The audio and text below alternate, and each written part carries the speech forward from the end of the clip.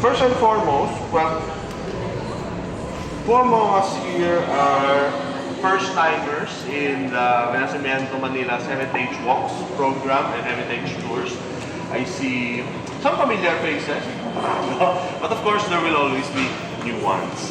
So first and foremost, to introduce myself and our organization, I'm Diego Torres of Renacimiento Manila, President and co-founder of the organization. And Renacimiento Manila is an organization dedicated to the promotion of Manila's history, culture, and other aspects of the city's story.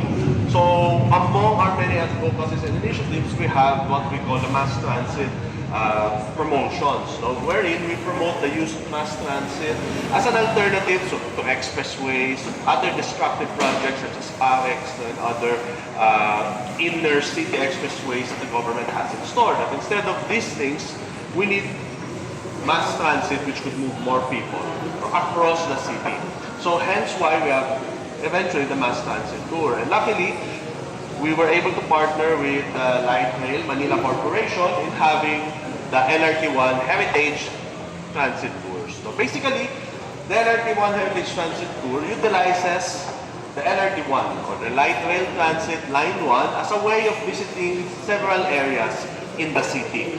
Areas that you won't be able to walk, because we usually do heritage walks like in Tramuros, Binondo. These are places you could walk in 3 hours, for example. But from here to Baclaran, for example, yes, you could walk it, but it'll take you some time to accomplish the feat. So with the LRT-1, you're able to travel from Monumento in the north, that's in the Caloocan area, all the way south to Parañaque. And that opens horizons in terms of exploration and appreciation of the city. So with that, we'll open our LRT-1 Heritage Transit Tour. Now, four of us here have been able to attend the previous versions of the tour. Okay, so who was able to attend the central? That's the original version. Then we have the north, which heads all the way to Caloocan. And for this morning, we'll be having, for the first time, the south. The southern extension made possible with the opening of the Cavite extension, phase 1 of the Line 1 Cavite extension. Okay, so that's what we'll be exploring for today. So we'll be starting here in Manila, visiting Parañaque, and then ending again in Manila. So just to know what will be the main stops. So our first stop, of course, we're here, the central terminal station, the symbolic heart of the city. And then from this area, we'll head south to Redemptorist Station to visit one of the largest shrines in the Metro Manila area, the National Shrine of Our Mother of Perpetual Help, also known as Redemptorist Church or Baclaran Church. So we were able to coordinate with the priests there, and they obliged us to be able to access some parts of the church and the pavilion that stands in front of Rojas Boulevard. And then from that area, we proceed even further south to Ninoy Aquino Station to visit the heart of the city of Parañaque, Poblacion, or the old city center of Parañaque, centered around St. Andrew's Cathedral, to, of course, also be able to enter the shrine of Our Lady of Nuestra Señora de Buen Suceso, located one of the famed Marian images in the city of Manila. Then from there, we'll head back north, still in the southern half of LRT, to conclude at Petro Hill Station. From there, we'll walk past PGH, and then we'll enter Rizal Hall in UP Manila, the UP Manila area, or what was once the main campus of the University of the Philippines. Okay? So those are the main sites that we'll visit for this morning. Usually we have different highlights, different areas. So for this morning, more or less, it's partly Parañaque. Part of Parañaque, part of South Manila. So are you a bit excited? Yeah. Okay. So I'll just ask Kyle to assist you to give you these maps. So these are mostly from the central tour. However, the information on one side is general for the LRT-1. The map in the back is still from the LRT Central. The reason for that is because we're actually developing a map for just a single map for all, the LRT-1 North, the LRT South, and the LRT Central, instead of having 3 maps for it all.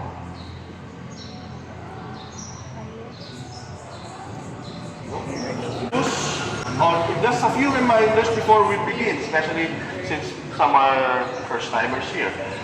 The discussions themselves will take place on the platforms, on the sites, not on the train itself. However, in some places where the train is already not too packed, no, we'll be able to at least point out some points of interest. That's specifically to especially past PTEX station. No? From there, usually the trains are no longer as jam-packed as they are up to EDSA. From there, we could point out some landmarks, but no long discussions per se.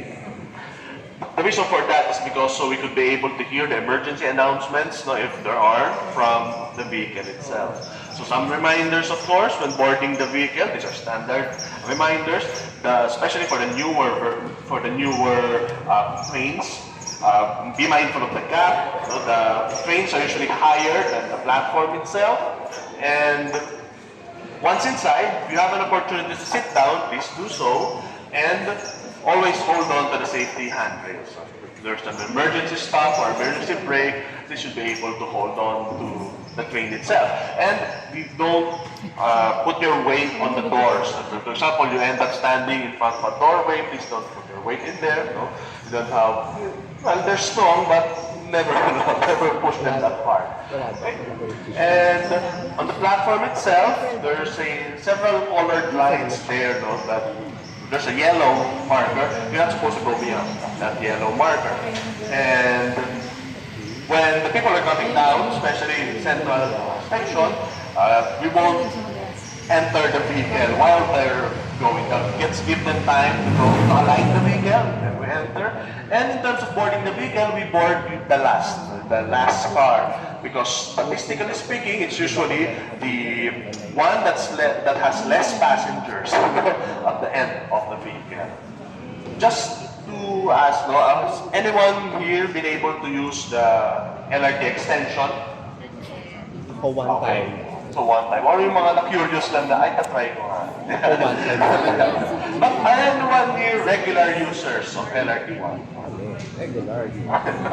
So, actually part of what you pay for includes that map and that beep card. So the beep card that you have there, it's for the purpose of the tour, no, unlimited, but for LRT-1 only. So don't use it for MRT or station. Tomorrow, it will be zero balance.